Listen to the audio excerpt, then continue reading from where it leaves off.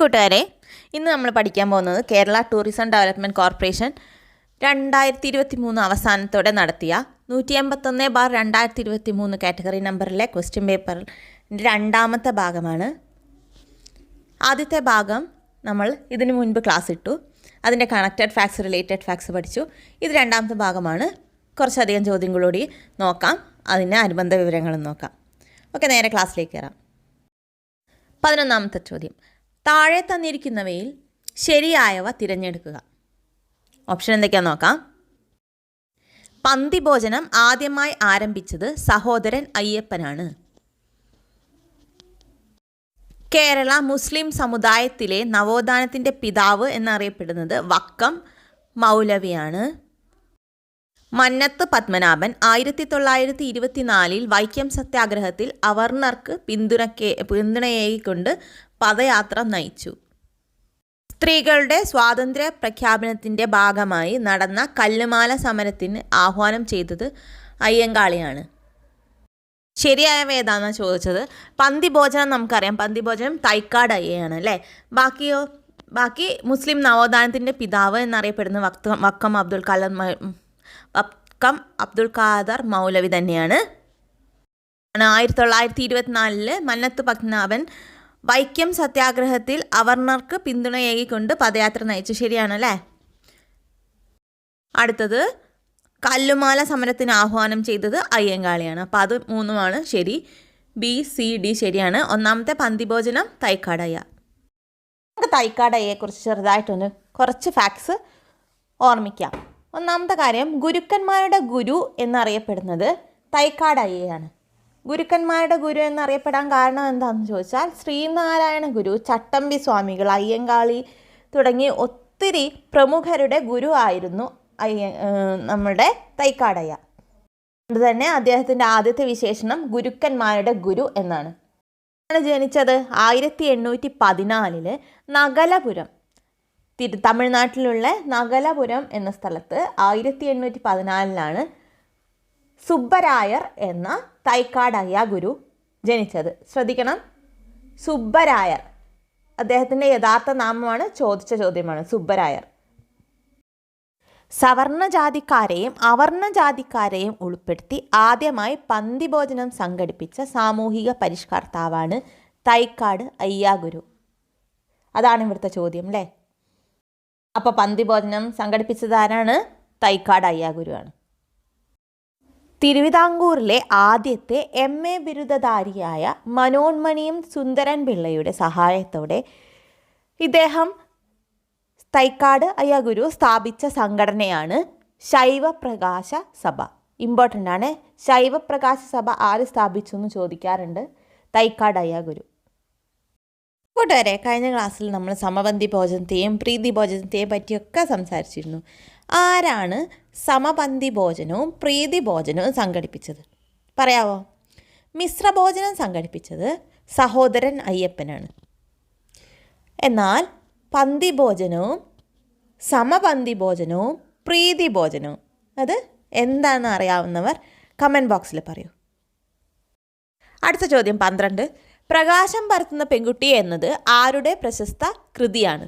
പ്രകാശം പരത്തുന്ന പെൺകുട്ടി എന്ന കൃതി എഴുതിയത് ആരാണെന്ന് ചോദിച്ചത് T. പത്മനാഭനാണ് പ്രകാശം പരത്തുന്ന പെൺകുട്ടി എന്ന കൃതി എഴുതിയത്.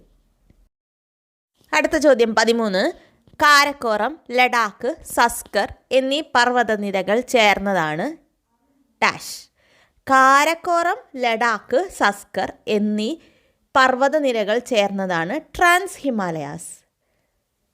ഹിമാലയത്തിൻ്റെ ഭാഗമാണ് കാരക്കോറം, ലഡാക്ക്, സസ്കർ എന്നീ പർവ്വതനിരകൾ. ഉത്തരപർവ്വത മേഖല 3ആയിട്ട് തിരിച്ചിരിക്കുന്നു. എങ്ങനെയൊക്കെയാണ്? ട്രാൻസ് ഹിമാലയം, ഹിമാലയം, കിഴക്കൻ മലനിരകൾ.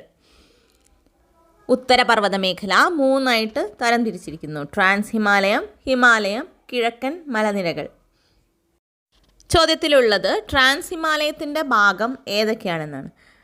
കൃഷ്ണഗിരി എന്ന് മറ്റൊരു പേരുള്ള കാരക്കോറം, ലഡാക്ക്, സസ്കർ, ഈ മൂന്നുമാണ് ട്രാൻസ് ഹിമാലയത്തിൻ്റെ ഭാഗങ്ങൾ. ശ്രദ്ധിക്കണം, കൃഷ്ണഗിരി എന്നറിയപ്പെടുന്നത് കാരക്കോറമാണ്. ഹിമാലയത്തിൻ്റെ ഭാഗങ്ങൾ നമുക്കറിയാവുന്ന പോലെ ഹിമാദ്രി, ഹിമാചൽ, സിവാലിക് എന്നതാണ്.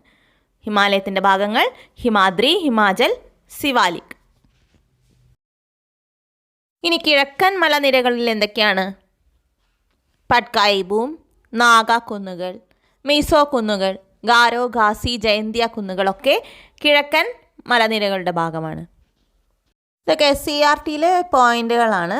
അപ്പോൾ ഇവിടുത്തെ ചോദ്യം ട്രാൻസ് ഹിമാലയത്തെക്കുറിച്ച് മാത്രമാണ്. അപ്പോൾ നമുക്ക് പറയാം കാരക്കോറം, ലഡാക്ക്, സസ്കർ എന്നിവ ട്രാൻസ് ഹിമാലയത്തിൻ്റെ ഭാഗമാണെന്ന്. 14. ചുവടെ തന്നിരിക്കുന്നവയിൽ തെറ്റായ ജോഡി ഏതെല്ലാം? നവോത്ഥാന നായകരും കൃതികളുമാണ് ചോദിച്ചത്. നോക്കാം.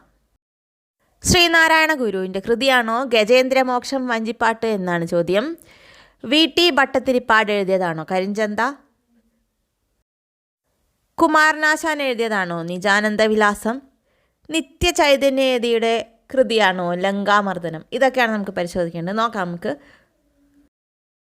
ശ്രീനാരായണ ഗുരുവിൻ്റെ ആദ്യ രചനയാണ് ഗജേന്ദ്രമോക്ഷം വഞ്ചിപ്പാട്ട്. നമ്മളുടെ ചോദ്യത്തിലുണ്ടല്ലേ, ശ്രീനാരായണ ഗുരുവിൻ്റെ ആദ്യ രചന ഗജേന്ദ്രമോക്ഷം വഞ്ചിപ്പാട്ട്. ചോദിക്കാറുണ്ട്, എപ്പോഴും ചോദിക്കാറുണ്ട്. മറ്റു കൃതികൾ ഏതൊക്കെയാണെന്ന് നോക്കാം.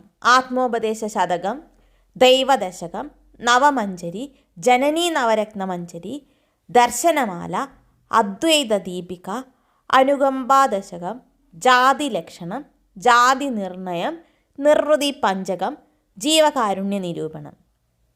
ഇത്രയല്ല, ഇനി ഒരുപാട് രചനകളുണ്ട്. എന്നാലും വളരെ ഇമ്പോർട്ടൻ്റ് ആയത് കുറച്ച് പറഞ്ഞു എന്നേ ഉള്ളൂ. ഒന്നുകൂടി പറയാം.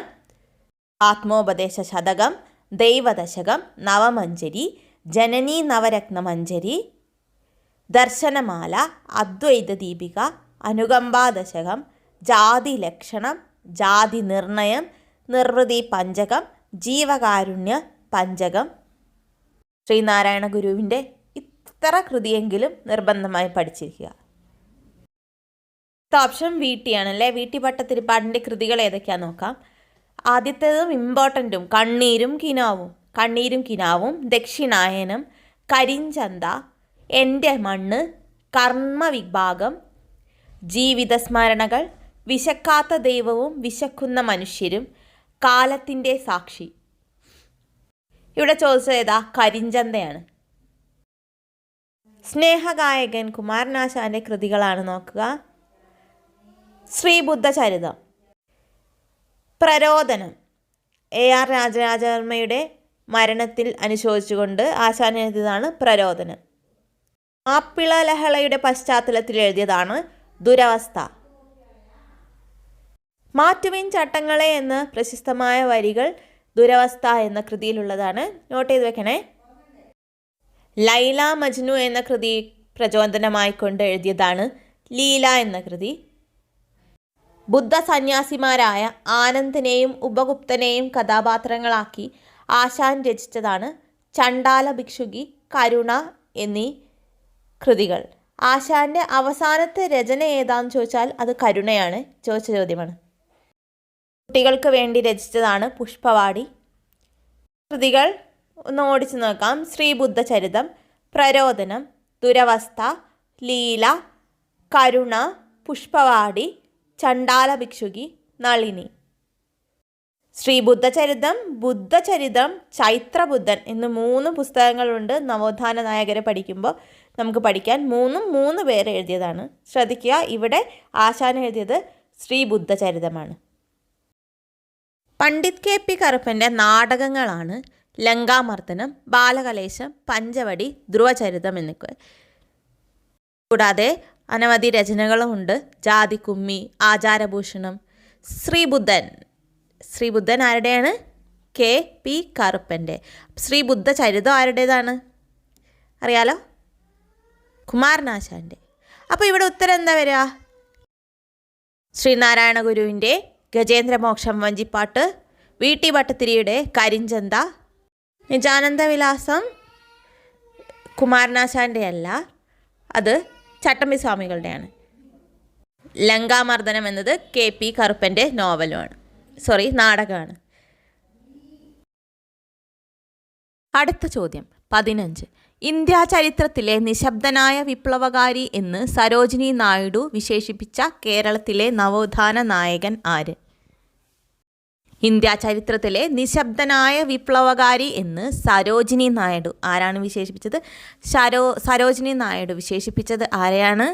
Doctor Palpu. Doctor Padmanabhan Palpu India ചരിത്രത്തിലെ നിശബ്ദനായ വിപ്ലവകാരി എന്ന് സരോജിനി നായിഡു വിശേഷിപ്പിച്ചു. കുട്ടിയപ്പി എന്ന് ബാല്യകാല നാമം. എന്നാൽ ഇദ്ദേഹം സ്വീകരിച്ച മറ്റൊരു പേരാണ്, ലേഖനങ്ങളൊക്കെ എഴുതാൻ ഇദ്ദേഹം പെൻ നെയിമായിട്ട് സ്വീകരിച്ച പേരാണ് തിരുവിതാംകോട്ടെ തീയൻ എന്നത്. മദ്രാസ് സ്റ്റാൻഡേർഡ് എന്ന പ്രശസ്തമായ പത്രത്തിൽ ഇദ്ദേഹം ലേഖനങ്ങൾ എഴുതി പ്രസിദ്ധീകരിച്ചിട്ടുണ്ട്. ആ സമയം തിരുവിതാംകോട്ടെ തീയൻ എന്ന പേരിലാണ് പ്രസിദ്ധീകരിച്ചത്. അതെല്ലാം 1896 ഈഴവ മെമ്മോറിയൽ സമർപ്പിക്കപ്പെട്ടു. അതിന് നേതൃത്വം നൽകിയതും ഡോക്ടർ പൽപു ആണ്. ആർക്കാണ് സമർപ്പിച്ചത്? ശ്രീമൂലം തിരുനാളിനാണ്. എപ്പോഴും ചോദിക്കാറുണ്ട്. എന്നാൽ രണ്ടാം ഈഴവ മെമ്മോറിയൽ സമർപ്പിച്ചത് 1900 സമർപ്പിച്ചത് കേഴ്സൺ പ്രഭുവിനുമാണ്. ഡോക്ടർ പൽപുവിൻ്റെ പ്രശസ്തമായ പുസ്തകമാണ് treatment of Thiyyas in Travancore.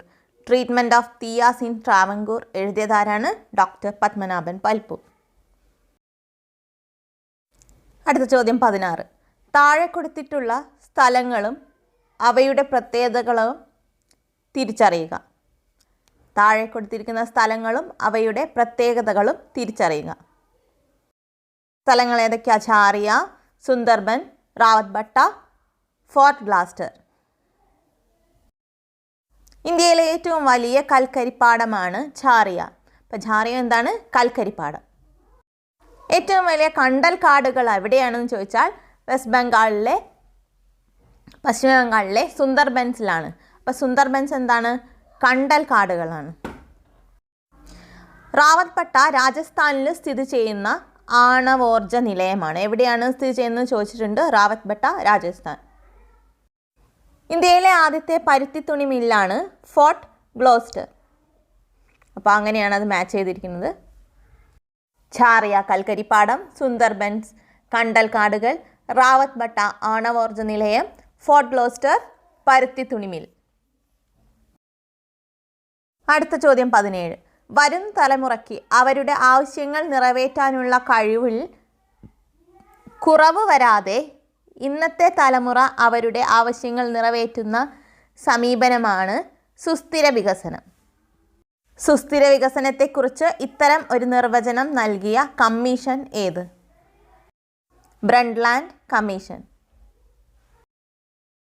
18. ഏത് ഗ്രഹത്തിൻ്റെ ഉപഗ്രഹങ്ങളെക്കുറിച്ച് പഠിക്കാനാണ് യൂറോപ്യൻ സ്പേസ് ഏജൻസിയുടെ ജ്യൂസ് ദൗത്യം? ജ്യൂസ് ദൗത്യം വ്യാഴം എന്ന ഗ്രഹത്തിൻ്റെ ഉപഗ്രഹങ്ങളെക്കുറിച്ച് പഠിക്കാൻ യൂറോപ്യൻ ഏജൻസി വിക്ഷേപിച്ചതാണ്. അടുത്ത ചോദ്യം 19 പ്രസ്താവനയാണ്. ഇന്ത്യൻ നാഷണൽ കോൺഗ്രസുമായി ബന്ധപ്പെട്ട് നൽകിയിരിക്കുന്ന പ്രസ്താവനകൾ ശരിയോ തെറ്റോ എന്ന് കണ്ടെത്തുക. പ്രസ്താവന 1. ഇന്ത്യക്ക് സ്വാതന്ത്ര്യം ലഭിക്കുമ്പോൾ ഇന്ത്യൻ നാഷണൽ കോൺഗ്രസിൻ്റെ പ്രസിഡൻ്റായിരുന്നത് JB കൃപലാനി ആയിരുന്നു. പ്രസ്താവന 2. സ്വാതന്ത്ര്യാനന്തര ഭാരതത്തിലെ ആദ്യ പ്രസിഡന്റ് പട്ടാഭി സീതാരാമയ്യ ആയിരുന്നു. രണ്ട് പ്രസ്താവനകളും ശരിയാണ്. സ്വാതന്ത്ര്യം ലഭിക്കുമ്പോൾ INC പ്രസിഡന്റ് JB കൃപലാനിയാണ്. സ്വാതന്ത്ര്യം ലഭിച്ച ശേഷം ആദ്യം പട്ടാഭി സീതാരാമയ്യായിരുന്നു. 20ാമത്തെ ചോദ്യം. 2011 സെൻസസ് പ്രകാരം താഴെ പറയുന്ന ഇന്ത്യൻ സംസ്ഥാനങ്ങളിൽ ഏതെല്ലാമാണ് ഏറ്റവും കൂടുതൽ ജനസംഖ്യയുള്ളവ? അപ്പോൾ ജനസംഖ്യ അനുസരിച്ച് ക്രമപ്പെടുത്താനാണ് ചോദ്യം. ഏറ്റവും കൂടുതൽ ഉത്തർപ്രദേശ്, പിന്നെ മഹാരാഷ്ട്ര, ബീഹാർ. ഈ ചോദ്യം കുറച്ച് മുൻപും ചോദിച്ചിട്ടുണ്ട്, ഇനിയും വരാൻ സാധ്യതയുണ്ടോയെന്ന് ശ്രദ്ധിക്കുക. ഏറ്റവും കൂടുതൽ ഉത്തർപ്രദേശ്, പിന്നെ മഹാരാഷ്ട്ര, പിന്നെ ബീഹാർ. ഓക്കെ കൂട്ടുകാരെ, അപ്പോൾ ഇന്ന് നമ്മൾ ബാക്കി 10 ചോദ്യം കൂടി പഠിച്ചു. ഈ ക്വസ്റ്റ്യൻ പേപ്പറിൽ ജനറൽ PSCക്ക് വേണ്ട 20 ചോദ്യമേ ഉള്ളൂ. അപ്പം 2023 PSC നടത്തിയ ഒട്ടുമിക്ക ചോദ്യപേപ്പറും നമ്മൾ ഡിസ്കസ് ചെയ്ത് കഴിഞ്ഞു. ഓരോ ചോദ്യപേപ്പറിലും ഓപ്ഷൻസ് അടക്കം നമ്മൾ വിശദമായി പഠിച്ചു. കണക്റ്റഡ് ഫാക്ട്സ് പറഞ്ഞു. കാണാത്തവർ ചാനലിൽ വീഡിയോസ് കിടപ്പുണ്ട്, പോയി കാണുക. റിവൈസ് ചെയ്യാത്തവർ റിവൈസ് ചെയ്യുക. ഇനി ഇങ്ങനെ ഒരു ക്വസ്റ്റ്യൻ വന്നാൽ ഒരിക്കലും നമ്മളെ കയ്യിൽ നിന്ന് മിസ്സാവരുത്. ആ മാർക്ക് മുഴുവൻ നമുക്കുള്ളതാണ്. അപ്പോൾ ഓക്കെ, വീണ്ടും അടുത്ത ക്വസ്റ്റ്യൻ പേപ്പറുമായിട്ട് ഉടനെ കാണാം. See U.